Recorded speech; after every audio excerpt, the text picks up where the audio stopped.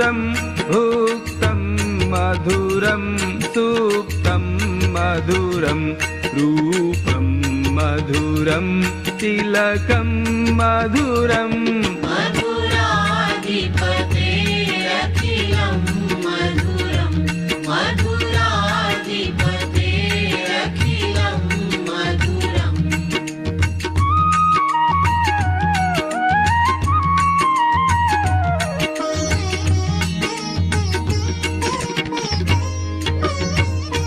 तरणं मधुरं तरणं मधुरं हरणं मधुरं स्मरणं मधुरं वमितं मधुरं शमितं मधुरं मधुराधिपतेरखिलं मधुरं मधुराधिपतेरखिलं मधुरम्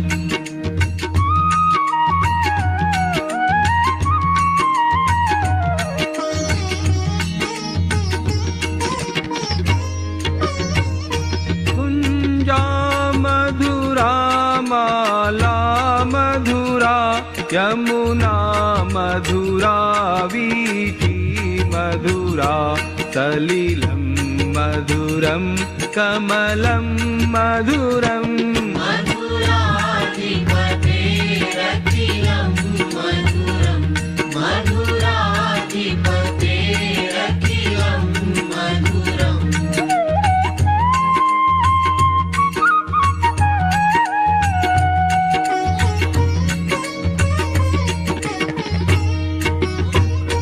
गोपी मधुरा लीला मधुरा युक्तं मधुरं मुक्तं मधुरं दृष्टं मधुरं शिष्टं मधुरम् मधुराधिपतेरखिलं मधुरं मधुराधिपतेरखिलं मधुरम्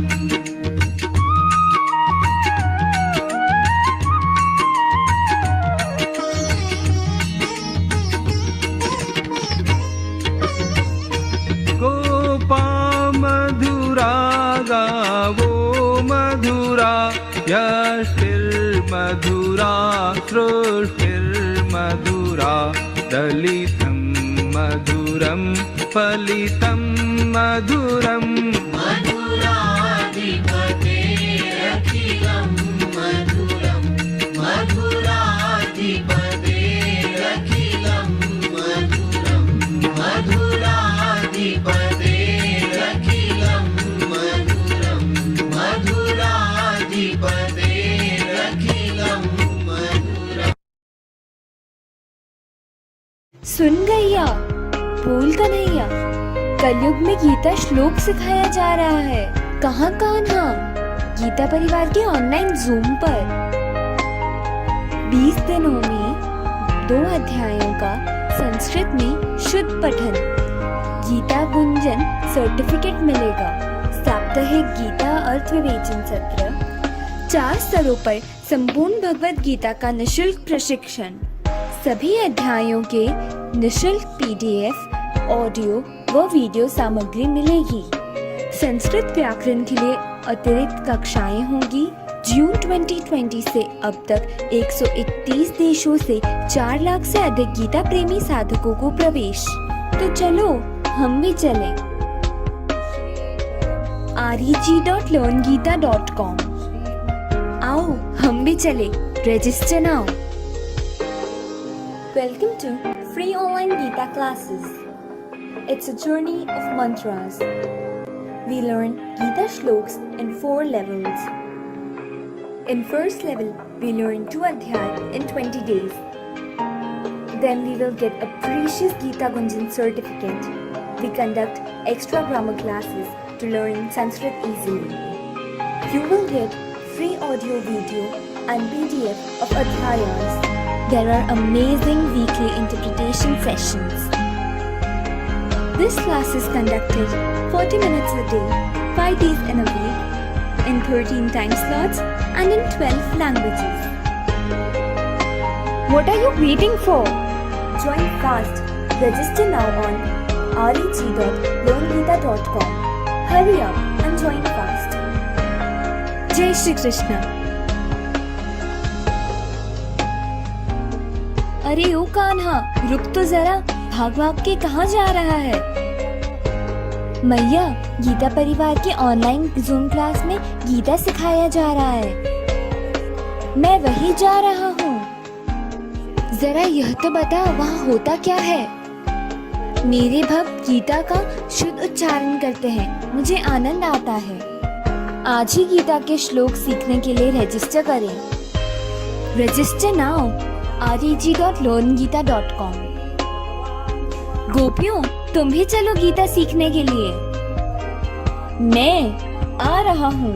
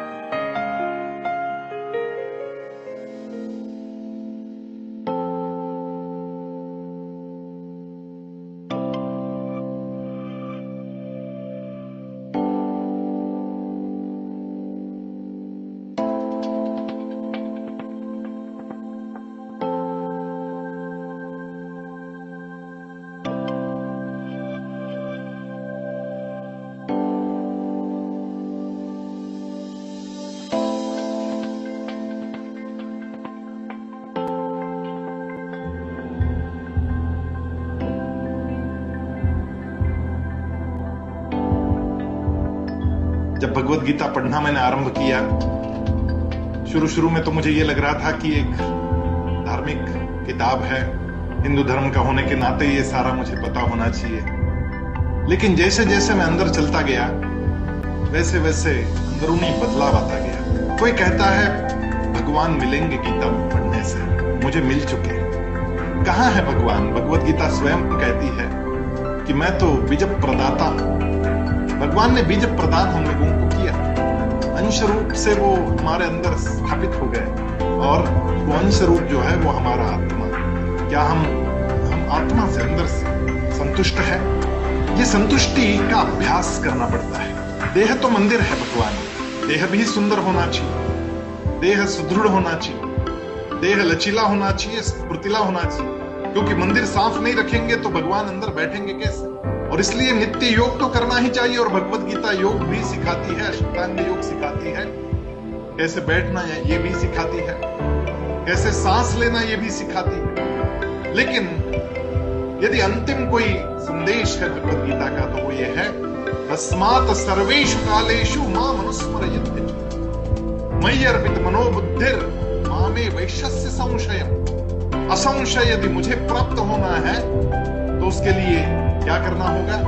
मयि अर्पित मनोबुद्धिर, मन और बुद्धि अर्पण करके, तस्मात् सर्वेषु कालेषु नित्य युक्ता उपासते। ये जो बात है कि मैं सदा सर्वदा उसके चिंतन में लगा रहूं, मन और बुद्धि से लगा रहूं, और युद्ध के समय पर तो ज्यादा लगा रहूं।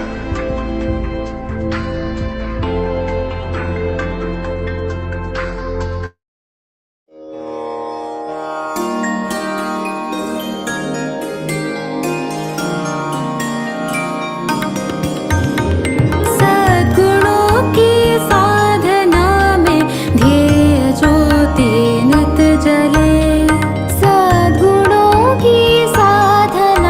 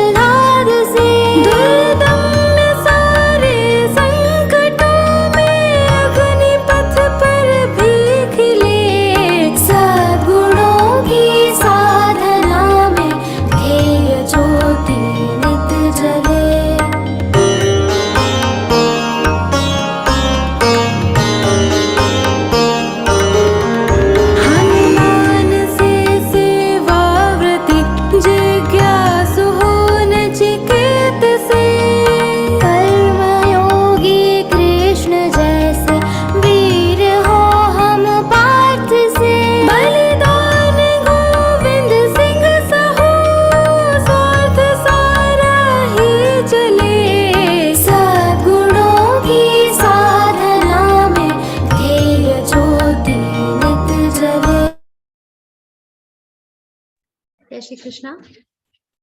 Jai Shri Krishna. Am I audible, Mahesh Bhaiya?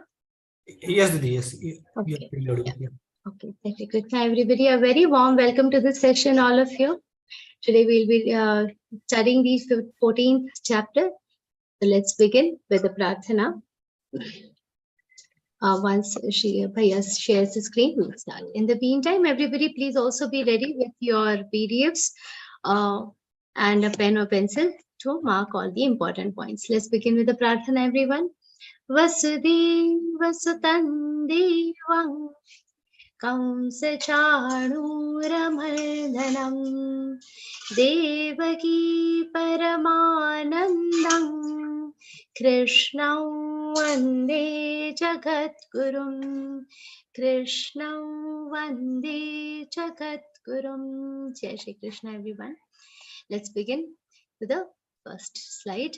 Om Shri Paramatmani Namaha. Srimad Bhagavad Gita.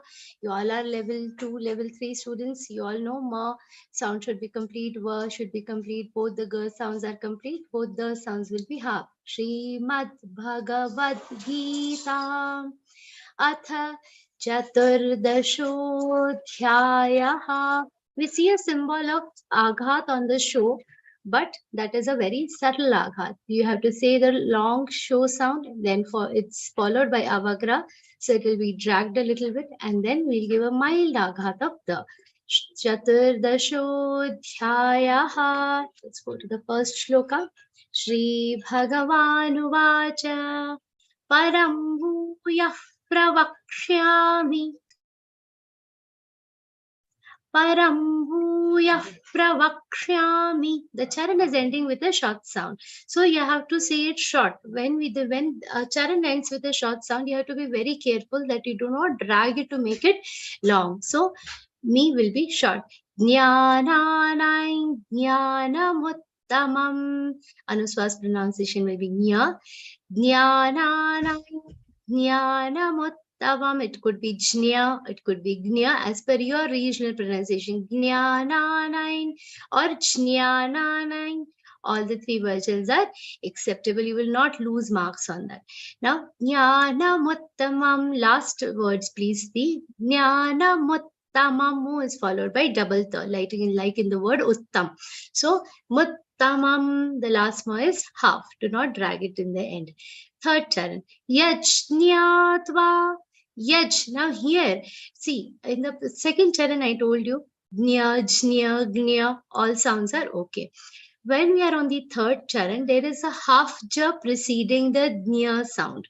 So that should be clearly audible. Yaj Jñatva or Yaj Gnyatva, Yaj Jñatva. The sound of nya is optional according to your pronunciation, but the sound half ja sound should be clearly audible.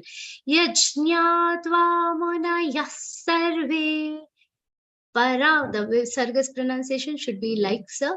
Munayah sarve param siddhimito gataha. C has a prominent aghat of the C, D both will be short sound. C is followed by half the and a complete the sound. Param siddhimito gataha. Just one small thing on after the first charan. The first charan is ending with a ma. You see a aghat sign. When should you give that aghat? That aghat is given only if you are saying the first and second charan together without a pause. Now, if I give a pause, I need not give that aghat like Param Bhuyah Pravakshyami. Jnananain. Now I don't need to give aghat because I paused. But if I have to say it together, Param Bhuyah Pravakshyami Jnananain Jnanamuttamam. My aghat sounds like the because I'm used to saying jnana. But it could be ga for those who are saying jnana. Pravakshami jnananain, pravakshami jnananain. All three versions can be said accordingly. We can move to the second shloka. Edain jnanamupashritya mama sadharmyamagataha sarge pinopajayante pralaye navyathanti cha. Very nice shlok.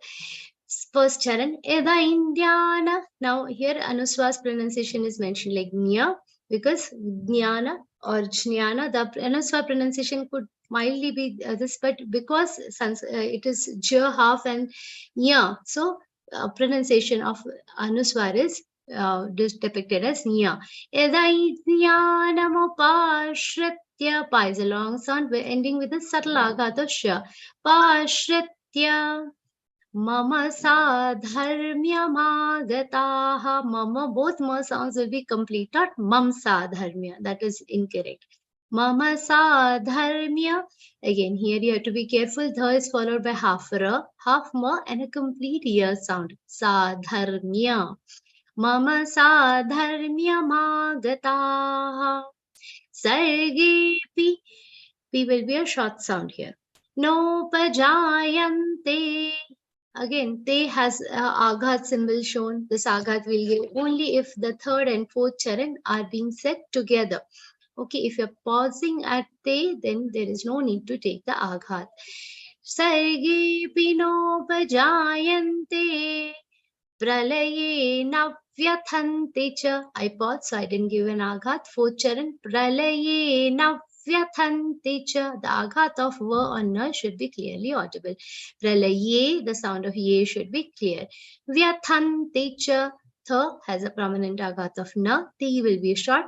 And in the end, do not drag the cha sound. Vyathanti cha. That makes the cha long. We should avoid that.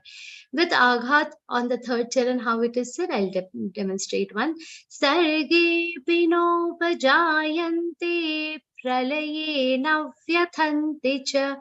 And not tip pralaye. Why? Because there is a long sound. You have to complete the long sound and then give that subtle aghat. Third shloka. Mama yo nirmahat brahma tasmin garbhan dadhamyaham Sambhavah sarvabhutanam tato bhavati bharata. Now, Mama yonir mahat brahma. The first charan, Mama, again, both ma sounds are complete. Not mam yonir, but Mama yonir. Yo is a long sound, ni is a short sound, ni is followed by half ra. Nir, yonir, ma and her sounds are complete. Mahat brahma. Her is followed by half the, half ba, and a complete ra. So there are three consonants. All three should be clearly audible. Mahat brahma. Ba is half, ra is complete, and that complete ra is followed by half ha and ma. We know the word brahma. Mama yonir mahat brahma tasmin garbhanta is followed by half sa ma. Tasmin garbhan dadhamyaham. Dadhamyaham should not sound like dada. The dha sound should be clear. And dadhamya, ma is half, ya is complete. The sound of ya also doesn't come clear for some people. You have to be very careful with that. Third charan, Shambhavah sarvabhutanan. Please note the last three letters are, all three are long sounds. Equal time you should spend on all the three letters. Bhutanan. Okay, some people end up dragging the bhu sound a lot, but ta and na become short. That shouldn't be the case. Then fourth charan, tato bhavati bharata. Bharata, the sound should be complete, not bharat or bharata. That is also incorrect. Please note in this shlok, first, second, and the fourth charan are ending with either short sounds or half sounds. So do not drag them towards the end to make them very long. We can move to the fourth shloka.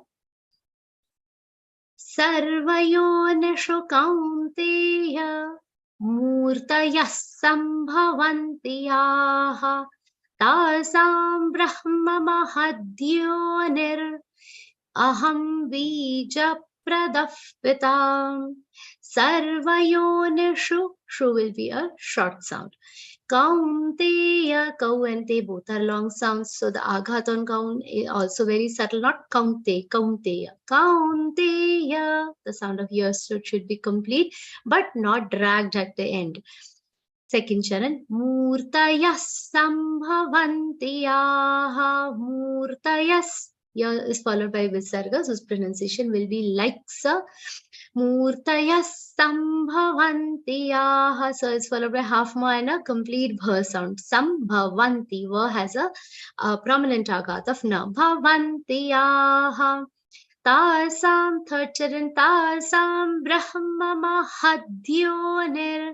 Maha, third word is important here. See, the second word we all know. Ba is half, ra is complete. Bra, and because it is followed by half her sound, we do not give an aghat on ra. This hope, I assume you all know the aghat exceptions for the aghat rule. First exception is that the half amongst the two half consonants, first should not be ra or ha. Second rule, both letters should not be same. And then third, if two of three or more than three consonants are together, we do not give the aghat on the preceding consonant. We should know the exceptions to the aghat rules thoroughly. So here, that's why we are not giving an aghat on Brahma's bra, and then we'll proceed. Brahma, tasam Brahma mahadhyonir. Ha has a prominent aghat of the because it's followed by half the and a complete ear sound. Mahadhyo, mahadhyonir. Aham bija pradaf pita. B is a long sound followed by ja. Ja has a prominent aghat of pa. Ja is followed by half pa and a complete ra. Bija pradaf pita. We can move to the next shlok. Sattvam rajastama iti gunaः prakriti sambhavaः nibadhnanti mahabaho dehe dehinam avyayam. First charan, Sattvam. Now, throughout this shloka, we are learning three gunas, Sattva, Rajo, Tamgun. We should know very carefully how the Sattva is pronounced. It is Sat, Tva, double the sound. So is followed by half the, again a half the, and a complete verse sound. We have to fix this in our mind. Sattvam. Rajastama iti. Raja. Ja should be complete sound. Ja has a aghat of sa. Rajastama. Again here also the ma sound will be complete and not tam. Rajastam iti is incorrect. Rajastama iti. The charan again is ending with a short sound. Do not drag it. Iti. That's incorrect. Gunaः prakriti sambhavaः. Gunaः. The visarga's pronunciation, many people end up saying fa. It's not the father's fa, it's ha. So gunaः prakriti sambhavaः. Ti will be a short sound. Sa has a prominent aghat of ma. Prakriti sambhavaः. Nibadhnanti. Ba is followed by half the and a complete na, and not nibandhanti. Nibandhanti is another very commonly mispronounced version of this word. Dhanti makes the dha sound complete. Here dha is not complete. Here dha is half. Nibadhnanti. Nibadhnanti. Ti will be a short sound. Mahabaho.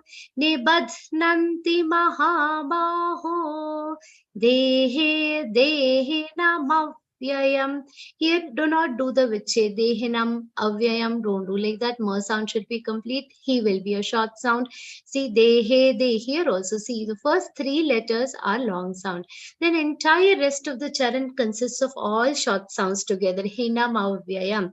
You have to say the entire remaining charan swiftly. The first three letters will be long sounds. Dehe de hinam avyayam.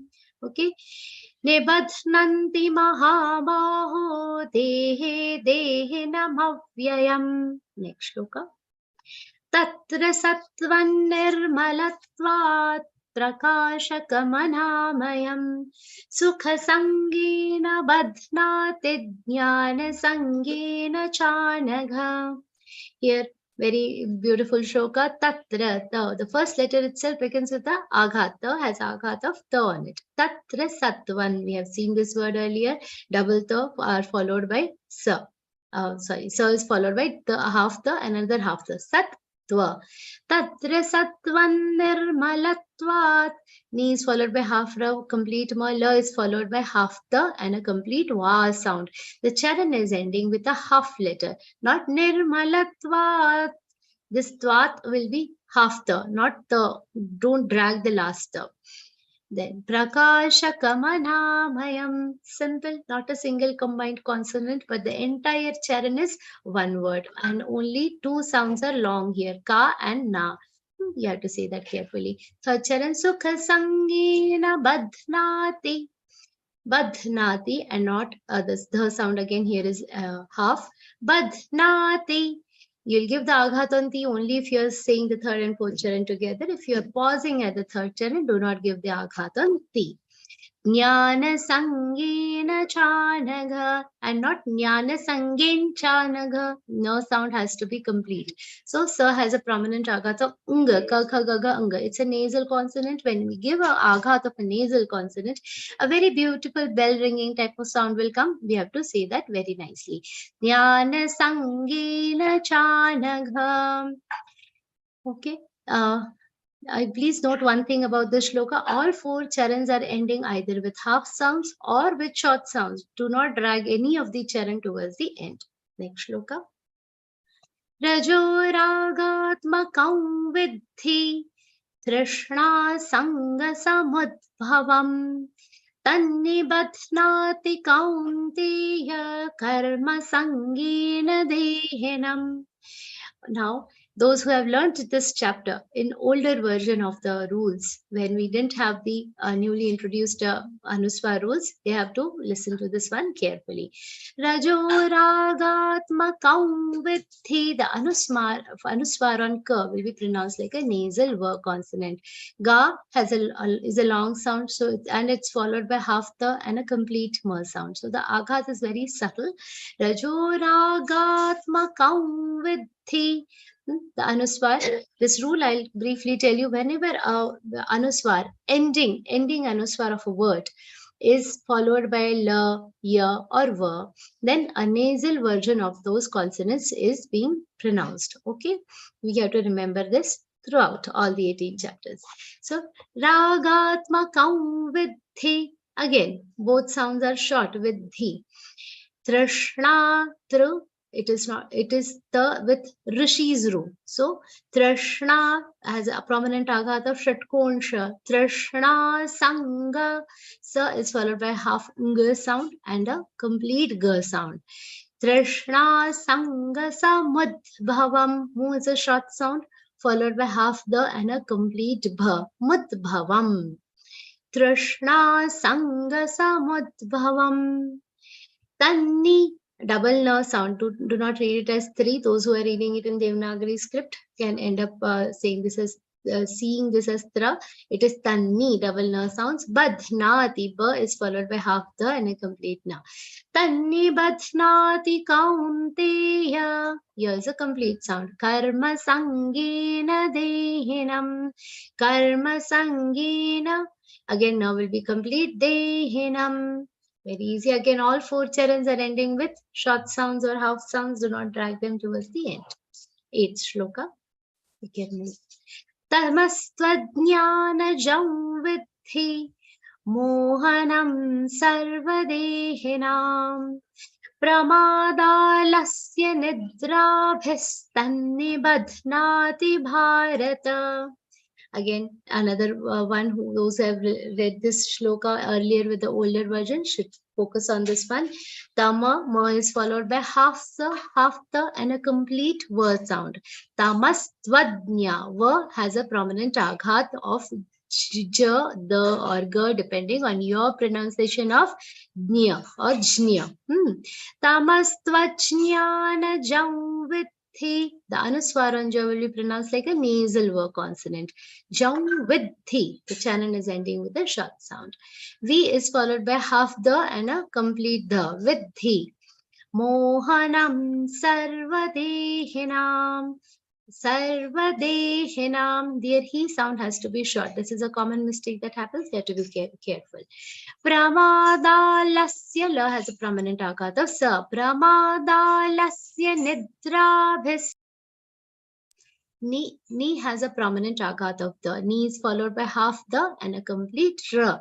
Nidrabhis. Tanni, double na sound. Tanni badhnati bharata. This is also easy. Ta is followed by double na. Ba is followed by half the ha and a complete na. Ti will be a short sound. Bharata. Ta should be complete. Next shloka. Ninth one. Sattvam sukhe sanjayati rajah karmani bharata jnanamavratya tu tamah pramade sanjayatyuta. Again another shloka with all four charans ending with short sounds. So here also do not hear many times this mistakes happen with the first charan especially. Sattvam sukhe sanjayati rajak karmani. This is a very common mistake that happens and we don't even realize it. So you have to be very careful with such shlokas. All four charan will be ending with short sounds. None of the charan you should drag. Then Sattvam, first charan. Sattvam sukhi sanjayati. Sa has a aghat of ya. It is the anunasik or nasal consonant of the ch varga. Ch ch j j ya. Sanjayati. But keep it very subtle. Some people get very confused with that ya and sanjayati. They'll twist it too much. It's not required. Ya subtle, simple sound you have to take. Sanjayati. Rajak Karmani Bharata. Visarga's pronunciation is here. It will be pronounced like kha, but the sound of kha is very subtle. It should sound like kha, but not a complete kha. Not Rajak Karmani. That's incorrect. Rajak ka. This kha sound shouldn't be very prominent. You have to give a prashvas, that is breathe out, and then say ka. The sound of ka will automatically come. Rajak Karmani Bharata. That will be complete. Karmani, always remember, ni will be short.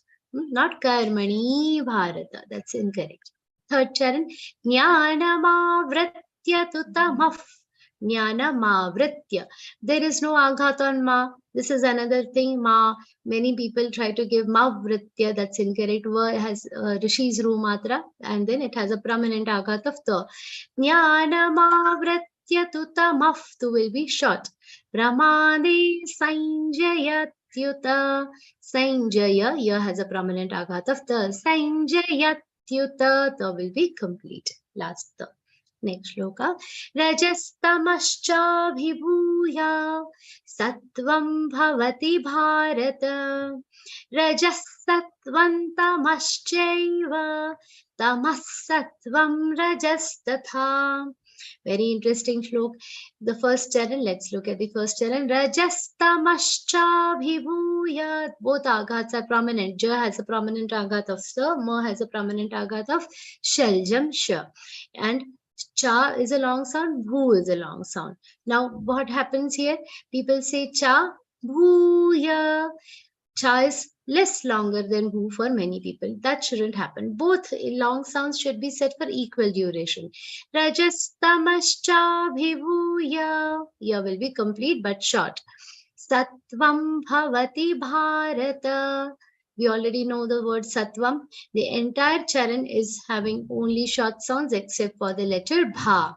Okay, so everything will be short, especially the bhavati is the. Be careful here. Third charan.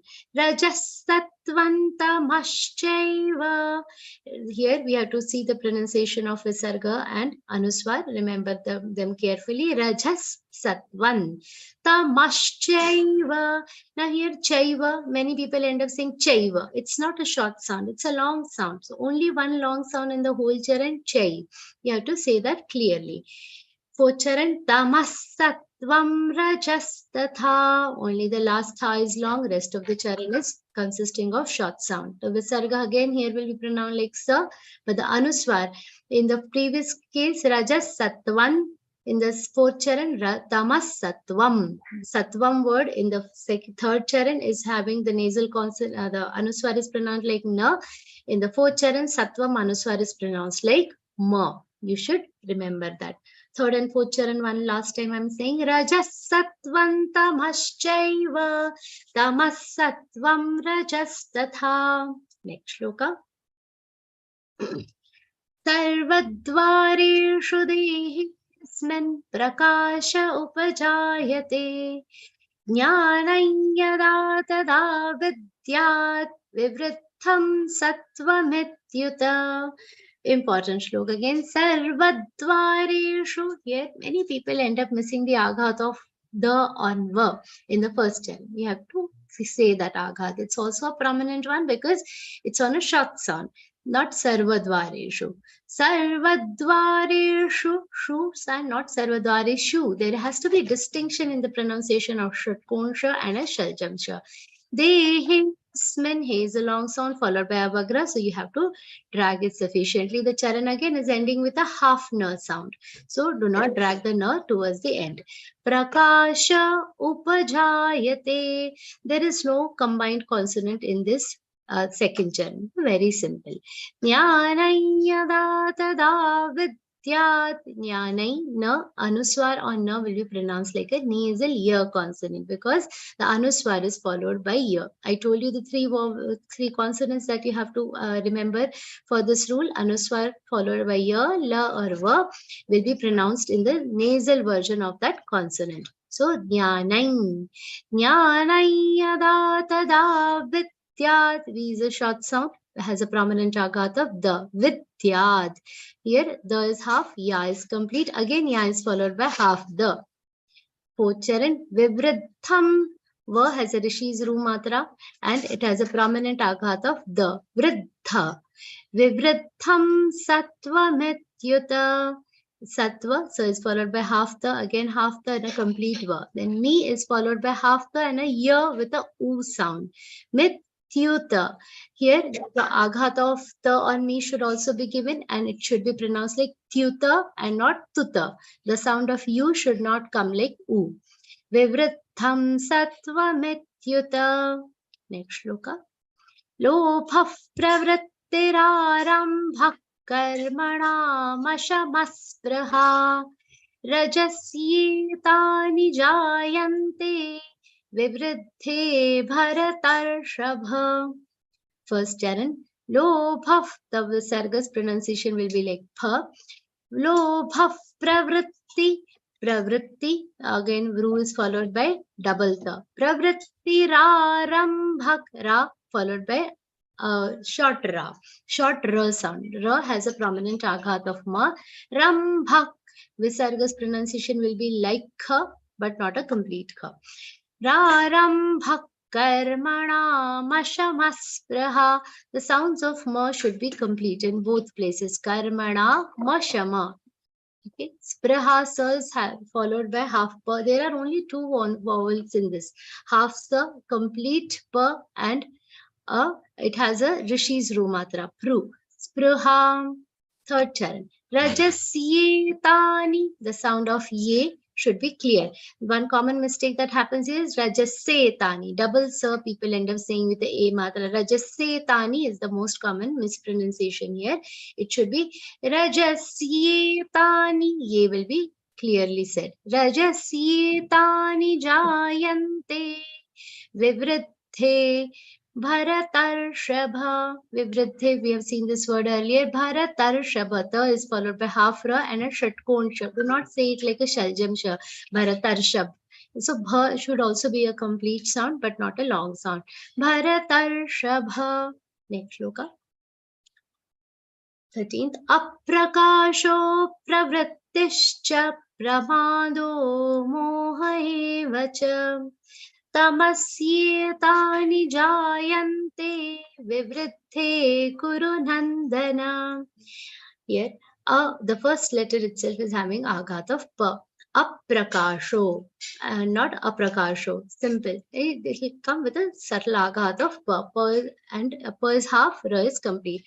Aprakasho, sho will be a long sound. You see in aghat on sho, it will be extremely subtle because sho is a long sound followed by avagra. Sho pravrittischa. Here again, vritti, double the sound with the aghat of sha. The aghat is of shaljamsha. Vrittischa. Aprakasho pravrittischa. Charan is ending with a short sound. Do not drag it. Pramado moha evacha. Very simple charan. Again, here you have to be careful that there are maximum long charans, long sounds in this charan. That you have to remember. How many short sounds? Pra is short, Ha is short, va is short, and cha is short. The charan is ending with a short sound. Rest all sounds are long, especially a also. The time you spend on in saying mo, same time you have to say spend on saying a also. What happens here? People say mo very long, pramados, do is very long, but a they'll end up saying short. So that shouldn't be the case. Up now again, see there. Notice there is an aghat on cha. This aghat will be given only if you are saying the first and second charan together in one go. If you take a pause at cha, you need not give that aghat. With an aghat, I'll demonstrate this one more time. Aprakasho pravrittischa pramado moha cha tamasye. So here ma has a aghat of sa, ma is followed by half sa and a complete ear sound with a matra, tamasye, and not tamasse. Tamasye tani jayante. Here is followed by half na and a complete ta with a matra, long a sound. Jayante vivriddhe kuru nandana. Vivriddhe kuru, both ku and ru sounds should be short sounds. Now has a aghat of na again. Kuru nandana. The charan is ending with a complete na sound, but it is short. Next shloka, 14th. Yada sattve pravriddhe tu pralayam yati dehavrit. Yada sattve, yada, then sa is followed by half the, again half the, and a complete verse sound. Sattve. The way sound is long, so the aghat is also going to be very subtle on it. Sattve pravriddhe. Ve is a long sound with a subtle aghat of pa. Sattve pravriddhe tu. Vru has a prominent aghat of the. Tu will be a short sound. Again, charan is ending with a short sound. You have to be careful here. Many people end up saying this as yada sattve pravritte tu pralayam. That is wrong. Yada sattve pravritte tu. We'll give the aghat if you are saying the first and second charan together. Pralayam yati dehabhrit. Ya has an anuswar, which is pronounced like a nasal ear consonant. Those who have learned this shloka in the old version, you have to note this point. Ya will be anuswar and ya will be pronounced like a nasal ya. Pralayam yati. Ti will be a short sound. Pralayam yati dehabhrit. They will be a long sound. Brit has a Rishi's Ru matra, and the sound is half, not Brita. That's incorrect. With the aghat, how it will be said, I'll tell you once. Yada sattve pravritte tu pralayam yati dehabhrit. Tadottama. Do is a long sound followed by half the and a complete the.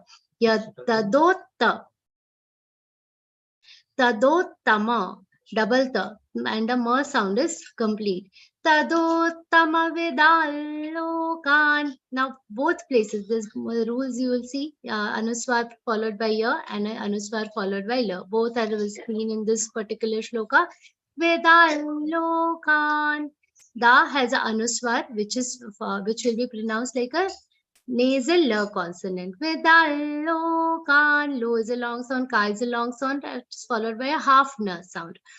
Tadottama vidalokan amalan pratipadyate. Amala, la is a long sound followed by half na, half pa, and a complete ra sound. Amalan pratipadyate. Pa has a prominent aghat of the padyate. I'll say this whole shlok one last time, 14th shlok, because it has it's slightly complicated. Yada sattve pravritte tu pralayam yati dehabhrit. Tadottama vidalokan amalan pratipadyate. Next shloka. 15th. Rajasip pralayam gatva karma sangishu jayate. Tatha praleenastamasi mudhayonishu jayate. Rajasip. C has a prominent aghat of pa. C is followed by half pa and a complete ra sound. Pralayam anuswar will be pronounced like nga because it's followed by a vowel consonant from the ka varga. Gatva. Ga has a aghat of ta. Gatva rajase pralayam gatva karma sangishu. Again, we have seen this word earlier, sangishu and not sangishu. The sh, shatkon sh should be clearly audible. Karma sangishu jayate. Tatha pralinas tamasi. Tha is a long sound, so you have to complete the long sound, then give it saka. Don't say tatha pralinas. That's incorrect. Tatha praleenastamasi, charan ending with a short sound. Tamasi, mudhayo nishu, shu will be short. Jayate. Next shloka. Karmanas sukrutasya Karmanas, Visarga's pronunciation is like sa. Karmanas sukrutasya Satvikan nirmalam phalam rajasastu phalam dukkham ajnanam tamasah phalam. Now, very important certain things in this shloka. See, the first entire charan, only ya will be a long sound. Rest all other sounds are short, especially su and hu. You have to ensure that you keep them short. Notice the pronunciation of visarga at both places will be like sa. Karmanas. Karmanas sukrutasya Satvikan, second challenge, Satvikan nirmalam phalam. Each of the word in this has an anuswar. Assume so phalam because it is the last word. The anuswar, the ma sound, ma is written towards the end. You have to remember where the anuswars correctly in this shloka at all places. Satvikan nirmalam phalam. Otherwise, it's very easy to read this shloka. Third charan, Rajasastu phalan dukkham. All letters in this particular charan are short. All the sounds are short. Do not drag any one of them to make them long. Rajasastu phalan dukkham. The visarga after du is just prashvas that you have to give and say dukkham. This we have to say it carefully. Do not miss that. Fourth charan. Ajnanan tamasah phalan. Ajnanan anuswar should be pronounced like na. Tamasah phalam. Very easy. Next shloka. 17th. Satvat sanjayate jnanam rajaso lobhayevacha. Pramadamohau tamaso bhavato jnanamevacha. First charan, Satvat, so is followed by half the, again half the, and a complete va sound, which is a long sound. So the aghat on it is subtly audible. Va is followed by half the and a complete sa. Satvat Sanjayate. This word independently, we have seen how it is pronounced. Sanjayate. Sa is followed by half ya and a ja sound. Te is followed by jnana. So we will give a subtle aghat as per your pronunciation of jnya. Jnya, jnya, jnya. I'll tell all the three versions once. Satvat sanjayate jnanam. Satvat sanjayate jnanam. Satvat sanjayate jnanam. All three versions are correct. Second charan, rajaso lovai vacha. Charan is ending with a short sound. Very easy charan. Third, pramadamohau tamaso. This is also easy. Fourth charan, bhavato jnanamevacha. Bhavato jnanamevacha. Bhavato jnanamevacha. All three versions correct. Just ensure that you say the avagra after the to. Next shloka. ऊर्ध्वं गच्छन्ति सत्त्वस्था मध्ये तिष्ठन्ति राजसाः जघन्यगुणवृत्तिस्था अधो गच्छन्ति तामसाः. Very easy, beautiful shloka. Urdhvang, the first U is a long sound, so you have to drag it. Urdhvang and not urdhvang. Urdhvang, U is followed by half ra, half dha, and a complete verse sound. Urdhvang, anuswar will be pronounced like ng sound. Urdhvang gachanti, ga is followed by half cha and a complete cha. The cha will have a prominent aghat of na. Gachanti, ti will be a short sound. Third word, satvastha. So has a so is followed by half the, another half the, and a complete word sound. Satvastha, tha will be long.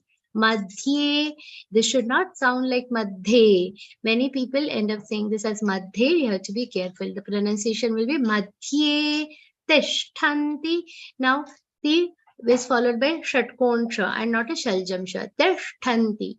Sha sound should be sharp. Tha has a prominent agat of na. Madhye tishtanti rajasaha jaghanya guna vrittistha. Jagha is followed by half na and a complete year. Some people end up saying this as jaghanna. It's incorrect. Jaghanya. Jaghanya guna vrittistha and not vrittistha. Vru is followed by double the sound, half the and a complete the. And that is followed by half sa and a complete tha. You have to be careful with that. Jaghanya guna vrittistha adho gachanti tamasaha. Next shloka. Nanyang gunebhyah kartarang yada drashtanupashyati गुणेभ्यश्च परं वेत्ति madbhavam sodhigacchati. Those who have learned this shloka in the older version of the rules, you have to listen to this one carefully. Again, this shloka also, please note, all the 4 charans are ending with short sounds. So none of them you should drag towards the end like Trashtano Pashyati. This happens for many people. All 4 charans are ending with short sounds. Very careful, you have to be with such shlokas. First charan, let's have a look at the first charan. Nanyang, na is a long sound followed by a subtle agat of na.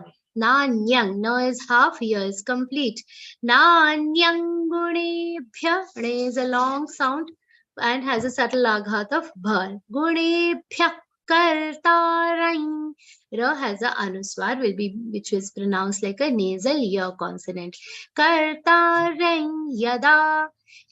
Nanyang gunebhyah kartarang yada drashtanupashyati. Yada, da is a long sound ending with a subtle aghat of the. Yada drashta. Drashta, da is half, ra is complete. Ra is having a prominent aghat of shatkon. Drashtanupashyati. Nu will be a short sound. Please make a special note of this. This is also another chance of error here. There is a chance of error here. Pa has a prominent aghat of sha. Now, one more important thing about this charan, please note, both types of sha are coming together in this charan. Shatkon sha and a shaljam sha. There should be a distinction in your pronunciation here. These are the places where your pronunciation is always going to be put to test. Drashtanupashyati. Do you notice there is a difference in the way I'm saying shatkon sha and a shaljam sha? Yada drashtanupashyati. Ti will be a short sound. Third charan, gunebhyascha. Ne is a long sound with a subtle aghat of ba. Gunebhyascha param veti. Param anuswar is pronounced like a nasal vowel consonant. Param veti. Charan is ending with a short sound. Then madbhavam. Ma has a aghat of the. It's followed by half the and a complete verse on madbhavam sodhigacchati. So is a long sound followed by avagra. Sodhigacchati. Next shloka. 20th. Gunani tanati tyatrim dehi deha samadbhavan janma mrityu jara dukkhair vimukto mritamashnate. Very important shloka again. Gunani tanati tyatrin. Please note that there are 3 nas in this particular charan. All 3 nas. First na is a long sound. Second na is a short sound. And the last ending third na is a half sound. So that pronunciation should be very clear at all 3 places. Then Gunanetan, gu is a short sound. Gunanetanati tyatrin. Now the aghat on ti will be a subtle one. And the aghat on ya is a prominent one because it is clearly audible as it's on the short sound. Ti tyatrin. Dehi, both are long sound. Deha samudbhavan. Mu has a prominent aghat of the and a complete bha sound. Samudbhavan. Now is half. Third charan. Janma mrityu. Ja has a prominent aghat of na. Then Janma mrityu jara dukkhair. Du has a see, there is a visarga before du, before kha and one after kha. Now dukkha is always remember this. Sukha we'll say simply. Dukkha we'll always to say it with a speed breaker. Both pronunciations of visarga should be clear. Dukkhair, the last visarga will be half-ra. Vimukto mritamashnute. Vimukto mu has a prominent aghat of ka. Vimukto mrita mru. Ma has a rishi's ru sound. Mrita mashnute ta and ma sound should be complete. Ma is followed by half sha and now complete with a short u sound. Mrita mashnute. Next shloka. If there are any doubts in it, you can move to the next shloka, bhaiya. If you have any doubts in any of the shloka, you can make a note of it and we can discuss that towards the end of the session. Few more shlokas are left and we can have a look at the doubts and we can also have the demo sessions. Okay, 21st shloka. Arjuna uvacha kairlingai strin gunanitan. The entire charan is one word. Kairlingai strin gunanitan atito bhavati prabho kimacharak kathai chaitam strin gunanati vartate. First charan. Kairlingai strin gunanitan. Many people find this slightly difficult. Let's have a look at this. Kai, first thing you have to remember, it is starting with a long sound. So spend some time on that kai. Then it is followed by half ra and a li with a short e matra, e sound. Kairli. Then add a ng sound to it. It is a nasal consonant followed by g. And g has a long I sound. So gai will also be little long. Note that li is a short sound between two long I sounds. Okay. Kairling guys. Gai is followed by half sa, half the and a complete ra sound. Sa, half the, half and a complete ra sound with a long e matra. Kairling guys three. 3 is followed by half na and a complete ga, so it has a very subtle aghat of na. Kairlingai strin gunani tan. Rest of the word is very easy. Guna, now will be a long sound. Netan, the last now will be half. Kairlingai strin gunani tan atito bhavate prabhoti has a prominent aghat of pa. Ti tip prabho. Next, third charan. Kimachara kathai chaitans. Kimachara. That is very easy. Visarga's pronunciation will come like automatically if you give the prashvas on after ra. Then kathai chaitans. The anuswar on ta will be pronounced like a nasal vowel consonant. Chaitans and not chaitans. That's incorrect. Chaitans. So will be half. Fourth charan, the entire charan is one word. Threen, now will be half. Threen guna nati vartate. Ensure the first na is a half sound and the second na is a complete na sound. Okay, not gunan vartate. That is incorrect. Gunanti vartate. Gunanati vartate. Now will be complete over there. Threen guna nati vartate. Next shloka.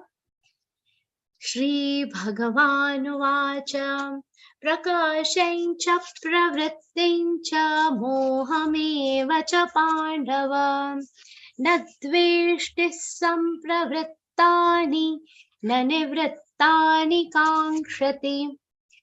Prakashaincha, sha has an anuswar which will be pronounced like a nasal ya consonant. Prakashaincha is followed by half pa and a complete ra. So we will give a subtle stress of pa on cha. Cha pravrittin cha. This again, this shloka, please note, all 4 charans are ending with short sounds. Do not drag them. This is a very common mistake that happens. Prakashain cha pravrittin cha mohameva cha pandava. How many of you say this? We have to avoid this. Cha will be a short sound. Pravrittin cha mohameva cha pandava. Mohameva cha pandava. Pa is a long sound and has a aghat of na. Barns na. Pandava. Do not say that as na. Then third charan. Nadveshti sampravrittani. Here also na has a prominent aghat of the. Na is followed by half the and a complete verse sound with a matra. Nadveshti. Ve is a long sound followed by half sha and a complete ta. Dveshti. T will be short. Sampravrittani. Sa is followed by half ma, half pa and a complete ra. Sampravrittani. Ru is followed by double ta sound. Vrittani. Charan is ending with a short sound as I told you earlier. Then third, last charan. Nanivrittani. Nanivrittani kankshati. Here, Vru does not have a aghat, nivru, but there will be a natural aghat that will come because double ta sounds are there. Do not give a deliberate aghat there with ta like that, but a subtle aghat, a subtle natural aghat will come. We have to let that come. Nanivrittani kankshati. Cut the T short there. Do not say kankshati. In the mode of singing, do not make it long sound. Next shloka, bhaiya. Udasinavadasino gunairyo na vichalyate gunavartanta ityeva yovatishthati ningate. First charan, very easy. Gudasinavadasino. Very easy charan. Only mistakes that happen are na or va. One of those sounds. Va is usually complete. The na sound becomes half for some people. Udasin vadasino. That's incorrect. Na should be complete. Udasina vadasino. Say the na sound complete. Gunairyo. Nai will be a long sound followed by a half ra sound. Gunairyo. Not gunaira. Gunairyo na vichalyate. Lyate, la is half, ya is complete. Some people end up saying this as vichalyate. That's incorrect. The sound of ya should be clear. Third charan. Guna vartanta ityeva. Guna. Na is a long sound. Vartanta. Ta has a aghat of na. Vartanta ityeva. E has a prominent aghat of ta. Ityeva and not ityeva. That's incorrect. Guna vartanta ityeva yovatisthati. Now, shat sha, not tisthati. Tisthati is incorrect. Tisthati. Yovatisthati ningate. Ne is a long sound. So don't say ningate. Ningate is incorrect. Ningate. Ne will be a long sound. Next shlok. 24th. Samaduk सुखस्वस्थः समलोष्टाश्मकाञ्चनः तुल्यप्रिया प्रियो धीरस्तुल्यनिन्दात्मसंस्तुतिः समदुःख. First charan. Samadukha sukhasvasthas. Lot of sir sounds there. You have to pronounce all the visargas very clearly, crystal clear. Every pronunciation should be. There is not a single long sound here in this first charan. Okay, so do not drag the du, su. You have to be careful here. Samadukha. Du is followed by a visarga. Samadukha sukhasvasthas. Sukha is followed by a visarga, which will be pronounced like sa. That is again followed by half sa and a complete va. So, and va is followed by again half sa and a complete tha. So, va has a prominent aghat of sa. So, there will be a dvit of sa there. And again, vasarga's pronunciation is like sa. Samadukha sukhasvasthas. Second charan. Very important. Samaloshtasmakainchanaha. What is important here? The distinction in the pronunciation of sha and sha. Loshta, and here both shas are half also. So your pronunciation, there's very little time to say both the letters clearly. Samaloštashma, loštashma. The first sh I'm saying sharp, the second sh I'm saying slightly softer. Samaloštashma kainchanaha. Again, both agats are coming on. In fact, in this particular charan, all the three agats are coming on the long sound. So they are very subtle agats. Don't say loštashma. That's incorrect. Samaloštashma kainchanaha. That's incorrect. All sounds, all agats are subtle. Complete the long sounds and then give the dvit, or then say give those agats subtly. Samaloštashma kainchanaha. Tulya priya priyo dhiras.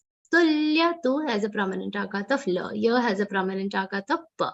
Tulya priya priyo dhiras.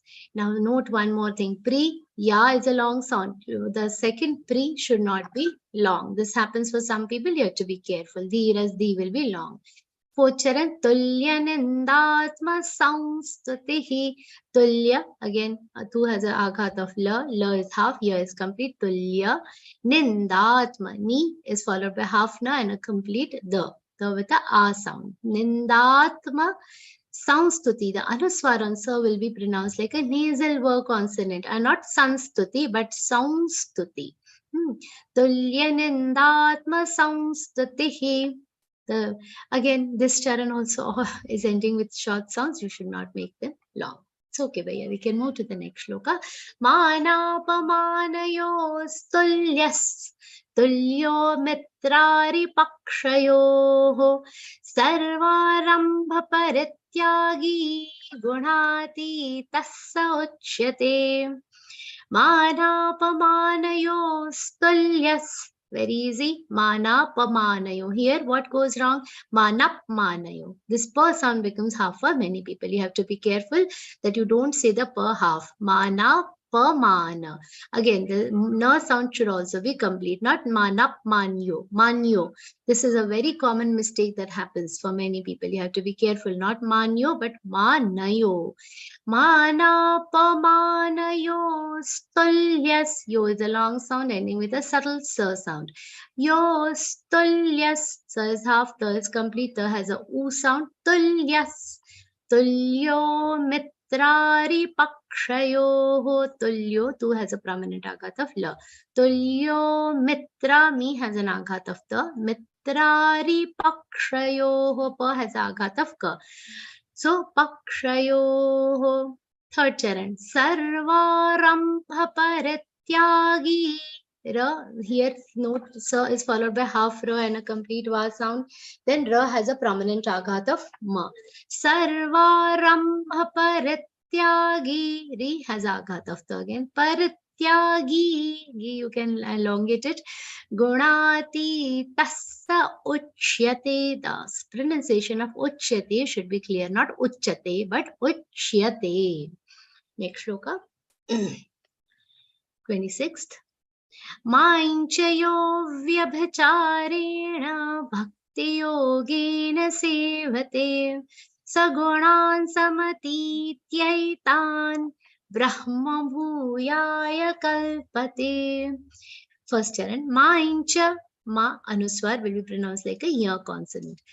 Ya. Mainchayovya. Yo is a long sound and has a is followed by a avagra. You have to make it long.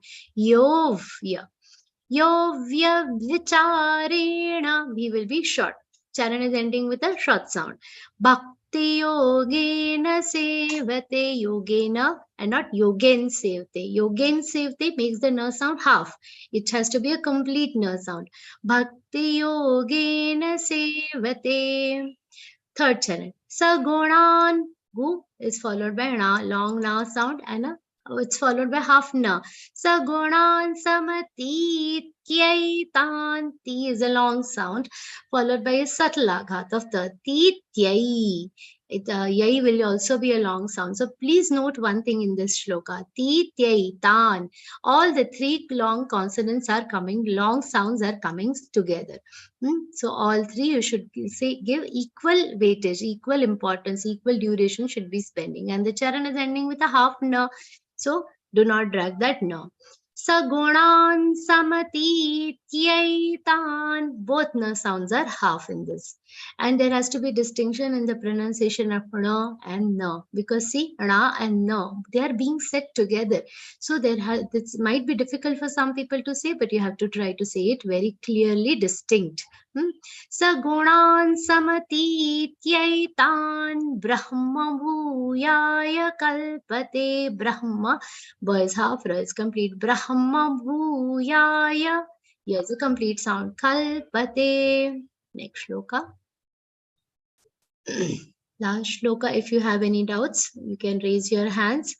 Brahmano hi. Brahmano, ba is half, ra is complete, ha is half, ma is complete. Brahmano hi. He is a short sound. Don't say Brahmano hi pratishtha hi, long makes it incorrect. Hip if you don't miss the aghat on he, your sound of he will not become long. Brahmano hip pratisthaham. T is a short sound with a shatkonsha followed by shatkonsha and a tha sound. So you have to say that clearly. Pratishtha and not pratishtha. Pratisthaham. Amritasya vyayasya cha. Amritasya, ta has a prominent aghat of sa. Tasya vya, ya has a long sound having a subtle aghat of ya. Amritasya vyayasya cha. Please note that the ya sound is coming twice here. So people get confused here and they end up saying vayasya cha. Here vayasya is incorrect. Vyayasya cha, this is also one place of probable error. So note it carefully. Amritasya vyayasya cha. Total, there are 4 ya sounds. One is with sa, another is with va, and then the last one again with sa, and 1 ya is independent. Okay, so 4 ya sounds all should be distinctly audible.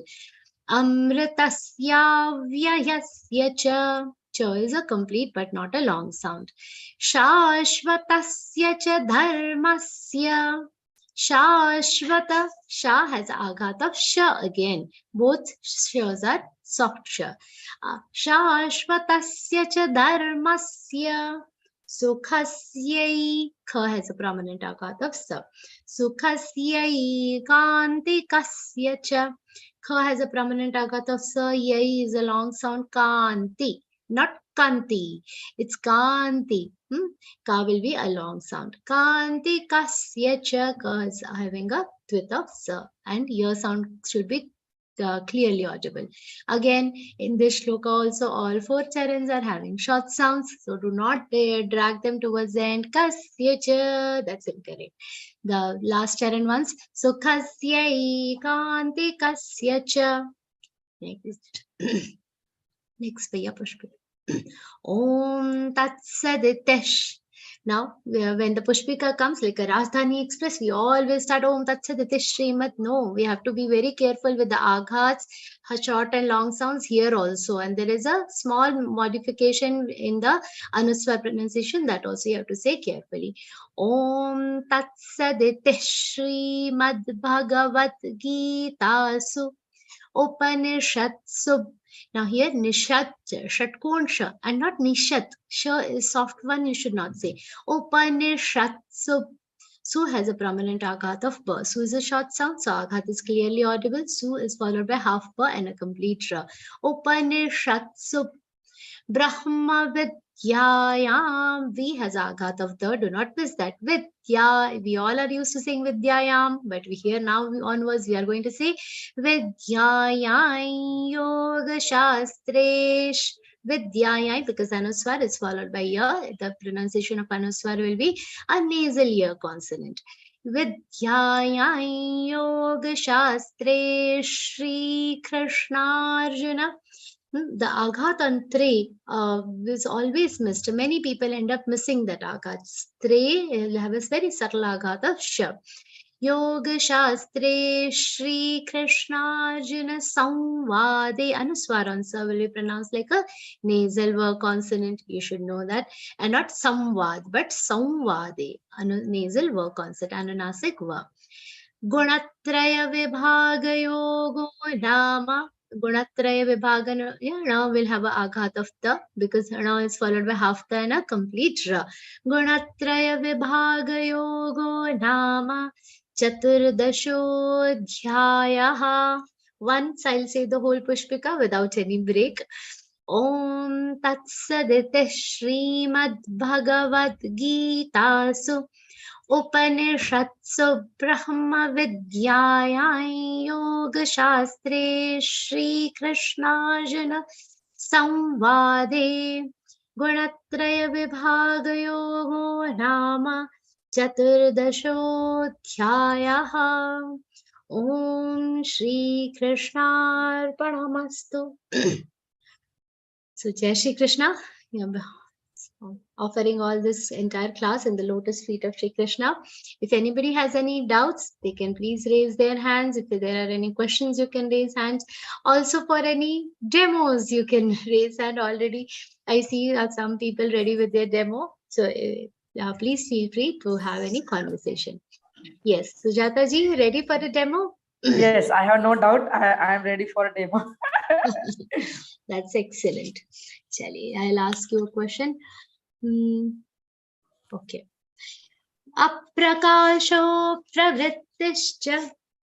Aprakasho pravruttishcha pramado moha evacha rajas tamasyetani jayante vivruddhe kurunandana rajase pralayangat. Sorry. Again, I will say, Didi. Aprakasho pravruttishcha pramado moha evacha tamasyetani jayante vivruddhe kurunandana yada sattve pravruddhe tu pralayam yati dehavut tadottamavida lokan amalan pratipadyate. Very nice, Didi. Very good. As per the newer versions, you can also try to say Layati. Pralayayati. Pralayayati. You can try. Yes, very beautiful Kanthastikaran, Didi. All the best to you. Very good. Very nice. Ji, Jai Shri Krishna. Ji, Janaki Raman ji. Please say. I sent you an unmute request.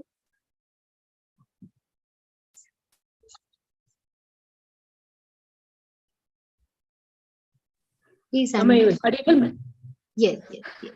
Ma'am, earlier, in respect of Anuswara, when the Anuswara is coming at the end of the word and followed by Ya, La, Va, then they were saying that it should be Ma only. Ma, half. Now it has been changed again, as per the present this one. Yes. But that information is not available. I could not get that. Okay. Which level are you studying in, Bhaiya? I have completed L4 also. Okay, so we recently had L4 grammar class also. See, you can attend going forward, Bhaiya. All the grammar classes will have this information. So you can attend any grammar class starting from November. Any class you can. We have, our YouTube channel, Geeta Parivar YouTube channel is there. On that, any class, if you see any of the grammar classes after the from November onwards. From November, this was introduced in all the levels batches, so you can visit any of the grammar class, you will get to see these rules. Also, after November, whatever extra classes have happened, there also all these rules have been explained. So please keep a track of all the extra classes. All chapters will get covered accordingly, and if you wish to have the PDFs, they'll be shared with you in the Sadhak groups also. So earlier they were making a difference when Anuswara comes in the middle of the word and when it comes in the end of the word. Very important. Now, this rule that is introduced, it is only when the Anuswar is coming at the end of the word and not in middle. In middle, whatever is there, you used to say initially, see, like Samvad.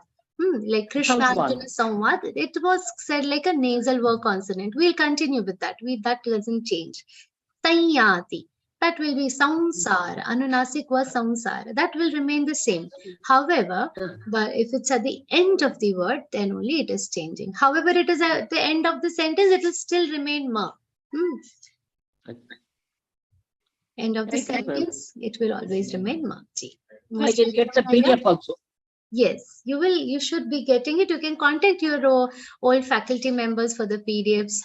Okay, you will get them, or you can even on the Sadhak groups they should be. Otherwise, even better option if you visit store.learngita.com. Now, all the books that are being printed in all other languages, they are all coming in the version 6 only. So you can buy any book as per your right now. English one, I don't think it's available, but Marathi, Hindi, Kannada, other languages are also coming up. Very soon we'll be having the English one also. So all books, you can buy the book. All 18 PDFs in the latest version are available on store.learngita.com. Please keep a track on this website. Ji. Jai Shri Thank Krishna. you. Ji, most welcome. Jai Shri Krishna. Ji, Shiv Prasad Bhaiya, welcome. Jai Shri Krishna. Jai Shri Krishna, my doubt is with that shloka number 4, and in the Okay. third charan there is an ahad given, shown, the ahad mark is shown above that ma. Okay. But the following letter is a single consonant, and Fourth is it a- charan. Can you just show the shloka once, Bhaiya? Fourth shloka, Mahesh Bhaiya. Mahesh Bhaiya Sarva- also shared the link on chat, store.learngita.com. Please make a note of that link also. Yeah, fourth. Yes. and the third charan. Third charan. Mahadhyonir. It's Mahad- correct. Her here, there is actually, it is a combined consonant here. Her is followed by half the and a complete here with dia. In that also there is half, here is complete. Here, there is half, here is complete.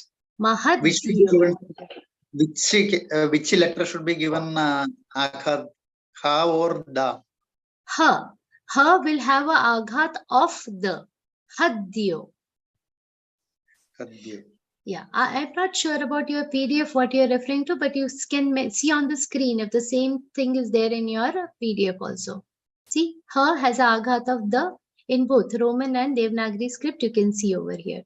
So Third. ha should be the ha is Yeah. having that mark in my Yeah, version. maybe if your PDF is an Yeah, older yes. version, it might be having some typo error, but you can make that correction here. Her will have a aghat of the hadyo. Ahad mark is there above that ha, isn't it? Yeah, sorry. That ahad mark is given, it should be given above that ha, not above the ma. No, it should not be on ma. It should be on her. In my PDF printout, it is It might one. be. Oh, yeah, it could be the older one. So you also Yeah. have completed your level 4, Bhaiya? No, I am doing level 3 Okay. In which language class? Malayalam. Okay. We'll just, because I don't know the script, I've not seen those PDFs yet, but I'll also get it verified at our end. But yeah, the aghat will be on her. My PDF, it is in the Devanagari script also, it is written above that ma, that mark is shown. Okay, above. I'll just get that Yeah, checked in. We'll make a note of it and I'll try to get it checked from the concerned team. It should be on her. Maybe there is a typo or maybe it's an older PDF. We'll check that once. Okay. Yeah. Jai Shri Krishna Bhaiya, all the best. If you want to give demo, you can still give demos. You want to give a demo? No? At present, I am not ready. Okay, no problem. All the best. Get ready soon. Yes, Usha ji is ready for a demo. Demo. Demo. Jai Shri Krishna Didi. Jai Shri Krishna Devi. Chali, give me 1 second. I'll search a nice shlok for you. Okay. Udasina vadasino.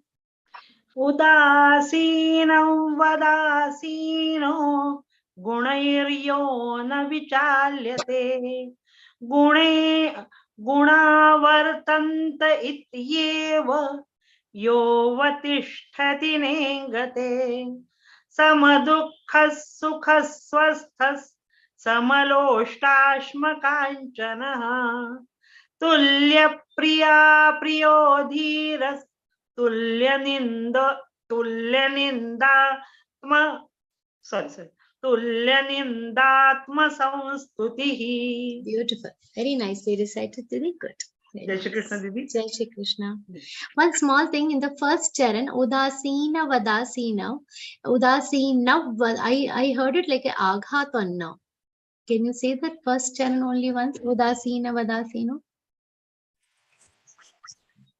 Can't hear you. You have to unmute.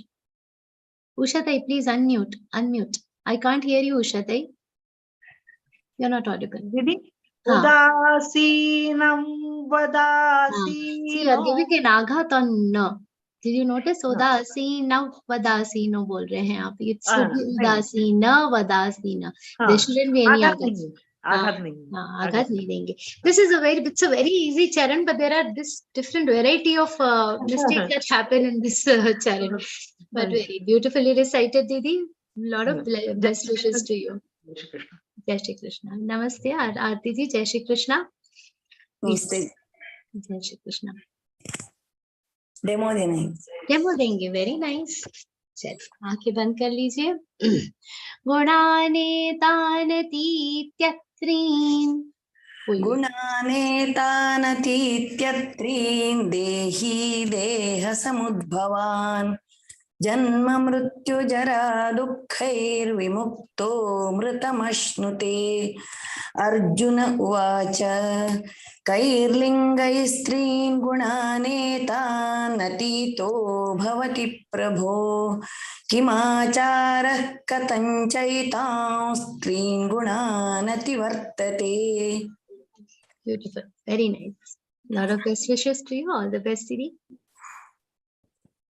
Anybody has any doubts about the exam or any questions about the chapter or still wishes to give demo, they can still feel free to raise their hands.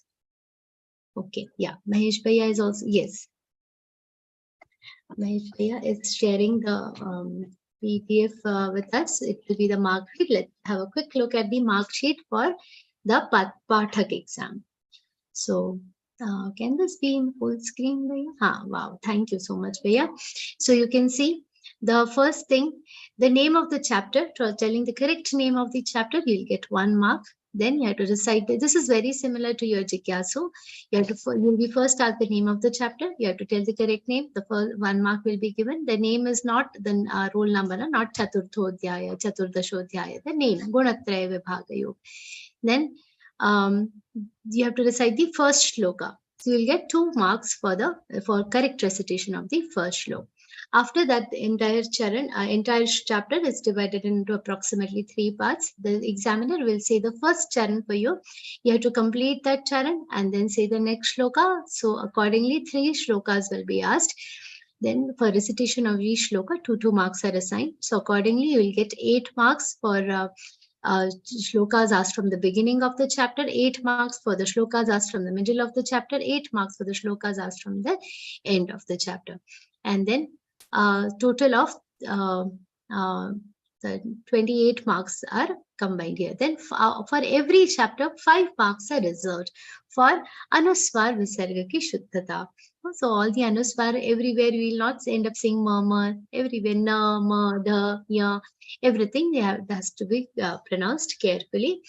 For that, there is 5 marks on each chapter. The total passing percentage for each chapter is 50%. So out of 32 marks on each chapter, you have to score a minimum of 16 marks. You have to pass in all the chapters to pass in the complete exam. Suppose you score full marks in 4 chapters, but you don't score in all chapters. In any one chapter, you get less than 60. You will not be able to pass the exam. All chapters individually, 50% passes the passing. Then the total of 6 chapters, 32 marks each, a total comes to 192.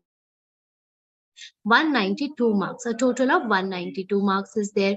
And then apart from these 192, 8 marks are reserved for what? Lay evam uchcharan ki spashta.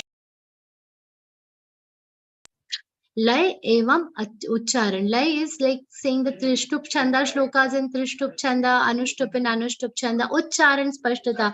When I was telling Samaloshtashma Kanchana, the distinction and pronunciation of sh and sh, no and no, all this comes under Lay evam uchcharan spashtata. Total 8 marks are reserved. So total of 192 plus 8, total of 200 marks is given here. So 100 marks is passing here. Okay, now out of 100 marks, if you score more than out of 200 marks, 200 is the total passing. Out of 200, if you score 100 or more marks, then you will be passed in the exam. 100 to 149. If you pass with more than 150 marks, 150 to 169, you pass with the A grade. The grade is A, that is very good. Then if you pass with more than 170 marks, you will pass with an excellent grade. Okay, and then full marks 200, your grade is outstanding, so you will pass with an outstanding grade. So that is the grading and the marking for the Pathaka exam. If you have any doubts with that, you can ask that also. So yeah, you can stop the sharing. If any further demo or doubts or any queries related to the exam are there, you can still raise the hand. In the meantime, we'll take the ending prarthana also. If you still want to ask anything, you can please feel free to ask. Okay, let's begin with the prarthana. Yogesham Satchidanandam Vasudevam Rajapriyam Dharma Samsthapakam Viram Krishnam Vande Jagadgurum. Krishnam Vande Jagadgurum. Jai Shri Krishna, everybody. Big thank you for attending the session, staying throughout the session, and learning so sincerely. A big thank you to Mahesh Shewari Bhaiya for a beautiful cooperation throughout the session today. Thank you so much. Jai Shri Krishna, everybody. All the best for your exams. Thank you for the beautiful class today. Jai Shri Krishna.